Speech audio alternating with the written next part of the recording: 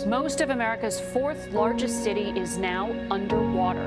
Radar shows no end to the rain from Tropical Storm Harvey, which made landfall as a Category 4 hurricane more than 48 hours ago. The newest threat comes from a pair of flood control reservoirs that started releasing water. That water is flowing down Buffalo Bayou straight into downtown Houston as we speak.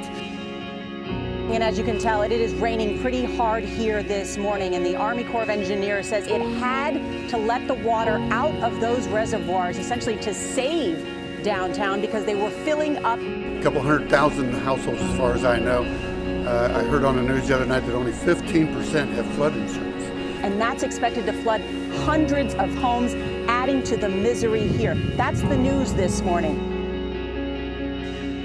I had to make the decision to leave my house or stay there and risk it. So we decided to leave, and we end up at a shelter.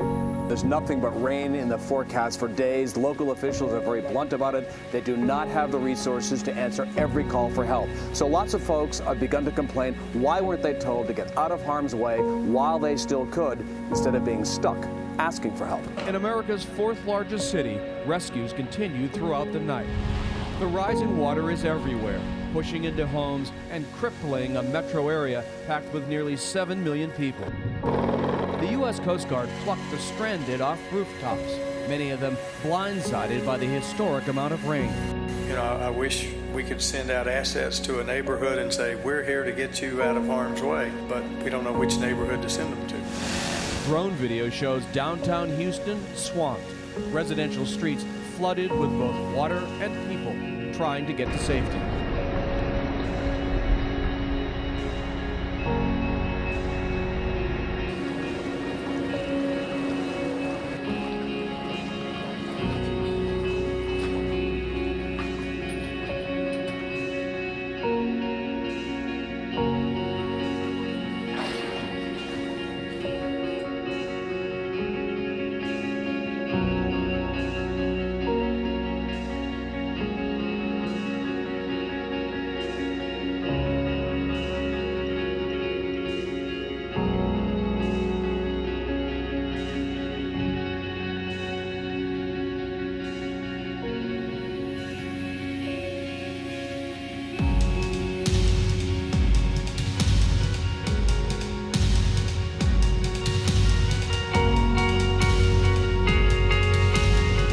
Really, the good people in this particular situation has come to the surface, and it's nice to see.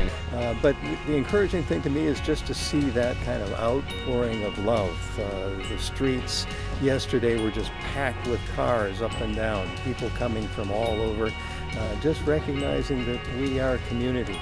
We're neighbors and we need each other during this time. Just everybody gathered together. It didn't matter what you believed in, who you were, how much money you made, the color of your skin, nothing. We were there to help each other, and we loved each other, and just the outpouring of love was just amazing.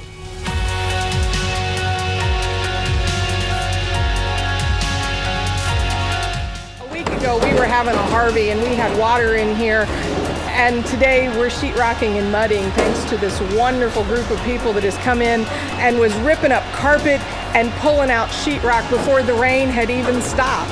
And we're going to have church in a dried-in building tomorrow. It's not perfect and it's not done, but it's a miracle.